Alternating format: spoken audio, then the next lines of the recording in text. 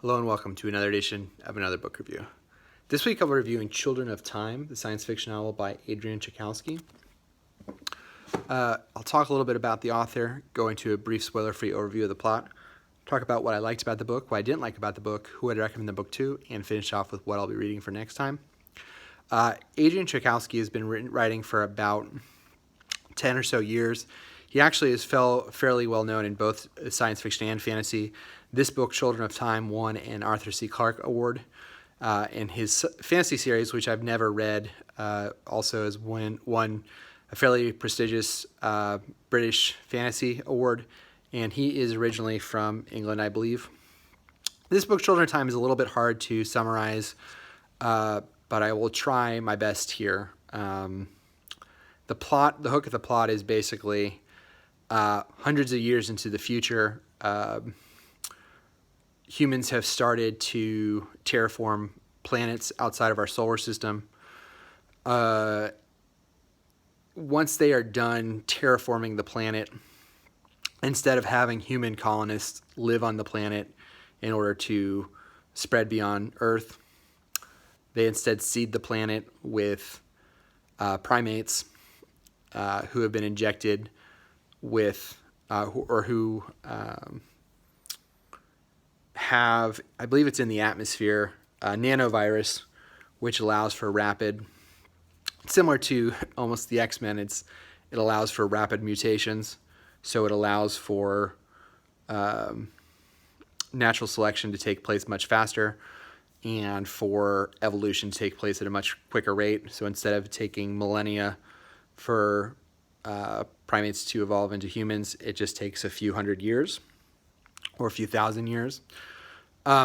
And so what happens in this story is that during one of those expeditions, the nanovirus is released into the atmosphere of a planet that has been terraformed, and instead of the monkeys or apes falling down to the planet, the nanovirus is released and nothing else happens.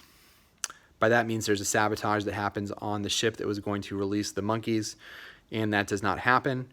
So instead of humans being the ones who evolve into the most intelligent species on the planet, invertebrate species take that place. So you have what is essentially spiders and beetles and prawns and ants being impacted by the virus, and we see the civilizations of all those things begin to take over the planet. That story is all interspliced within the book. The book is 600 pages long. It's quite long. With what happens after that in the timeline, where Earth has sprung into wars. It's hinted that the wars are nuclear or near nuclear, so the Earth basically becomes a wasteland, followed by an ice age, which whittles down the human population to just a few 100,000. After the ice melts, the civilization, quote unquote, that's left, realizing that the Earth is polluted, they go on, build an archaeology ship using the old technology that was there before the ice age in order to escape the polluted Earth. They have the coordinates to this terraformed planet where the intelligent spiders are, and the story is really what happens when they reach that planet.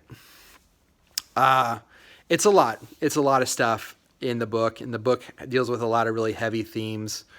I really like this book. I thought that for me, the best part of the book is kind of learning the intercut chapters where you're learning about the spider civilization and how they're growing over time and how they're adapting to their environment. That to me was really fascinating. I think the themes that the book hits in terms of conflict being an inevitable part of humanity, if not all species, de-evolution is a big theme of the book as well. I think he handles those things really skillfully. The action chapters themselves, there is some action in the book. There is a spider ant war which is something I never thought I would enjoy as much as I enjoyed in this book. And there's also action chapters kind of throughout the book, like that one or two more that I thought were really good. There is a romance in the book, and that I think is handled well. It gives both characters a chance to kind of grow into the romance, and it felt pretty realistic and pretty heartfelt. Some things I liked a little bit less about the book. I think there is a little bit of clunky dialogue. There is a little bit of places where there are plot holes in the novel. I'm trying to think if there's anything else. There's a part in the book when you're learning about the humans who eventually become kind of the main human characters in the book. We don't spend as much time with them as I would like, and so for the first half or 2/3 of the book, they are a little bit interchangeable as far as the crew members. Eventually, you kind of learn that the story on the human side is really about the story of a couple characters, but in the beginning, when there's probably a handful of them, it's hard somewhat to distinguish. But I really enjoyed this book. I think if you're a fan of science fiction, you should definitely check it out. I personally didn't see it as a hard sci-fi book. Comparing something like this to 2312, which has chapters devoted to the creation of artificial gravity. There's nothing like that, or like Seven Eves in this, so I definitely would think it's a little bit more on the lighter side. It reminded me of The Sparrow in the sense that I think it's a really interesting look at another culture, and I think there's a lot of really sly commentary on human civilization that you can take from the book. I also think that there is a character in the book who, in the hands of a less skilled writer, would come off as kind of a mustache-twirling villain, but I think that character is given enough humanity and honest consideration to where they come off as a much more nuanced character than maybe they had a right to. The only people I really wouldn't recommend this to is if you have a hard time with 600-page novels. It may take you a while. I rocketed through this. I read this in less than a week. It is also, I should say, at least part of a series. So there is at least one other book, which I'll be talking about briefly. But it may be part of a larger series. I don't know if he's stopping at 2 or if he's going past that. So I know for some people that is a little bit of a deal breaker. But all in all, I really enjoyed this book, Children of Time. It's one of the best science fiction books I've read in a long time. And so with that, I'll finish off by saying the next book is going to be the sequel to Children of Time called Children of Ruin. So I will be reviewing that next week. So as always, if you liked the video, please subscribe to the channel. If you did have got a chance to read Children of Time, I know I probably went through it pretty quickly. It is a little bit of a convoluted setup, but I think once you get into it, it's really enjoyable. I didn't even touch on the things like there are essentially AIs in this book.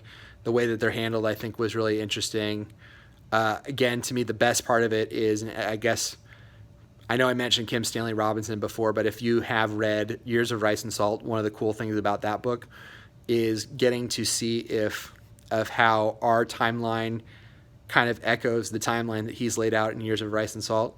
In the same way, I think it was cool to see as the ants develop into like a super civilization, the parallels with our human civilizations and how they kind of go through their changes and trials and tribulations, I thought was really fascinating. So that is Children of Time. Please feel free to like the video, subscribe to the channel, and I will leave my Twitter handle in the comment below. Until next time, bye.